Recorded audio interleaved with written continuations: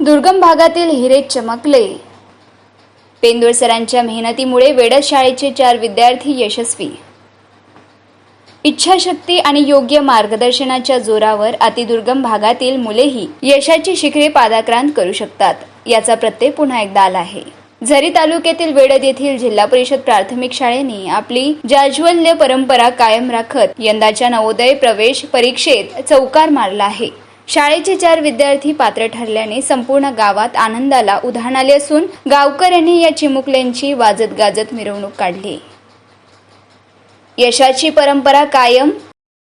वेडद शाळेने गेल्या काही वर्षापासून नवोदय परीक्षेत सातत्य राखले आहे. गेल्या वर्षी या शाळेचे 2 विद्यार्थी पात्र झाले होते, तर यंदा ही संख्या 4 वर पोहोचली आहे. यशस्वी विद्यार्थ्यांची नावे आणि टक्केवारी पुढील प्रमाणे आहे.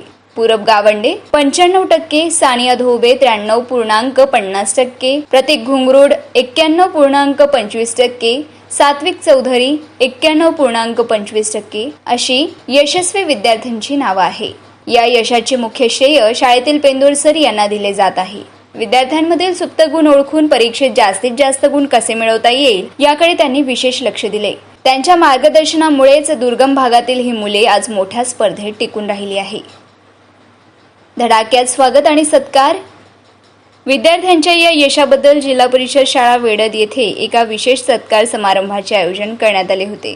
तालुका शिक्षणाधिकारी खैरनार साहेब, शाळेचे मुख्याध्यापक, शिक्षक आणि पालकांच्या उपस्थितीत विद्यार्थ्यांचा शाल, श्रीफळ व पुष्पगुच्छ देऊन गौरव करण्यात आला.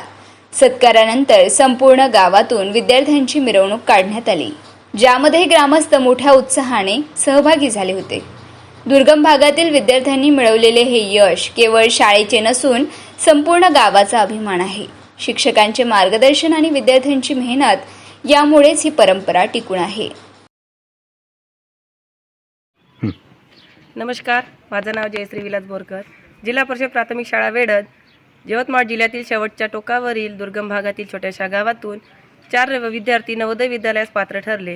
ह्या वर्षी नवोदय विद्यालयास 4 विद्यार्थी पात्र ठरले.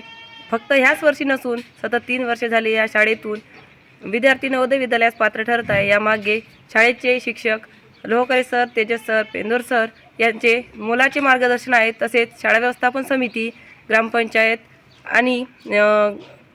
आणि गावकऱ्यांचे सुद्धा मोलाचे मार्गदर्शन आहे. याबद्दल धन्यवाद.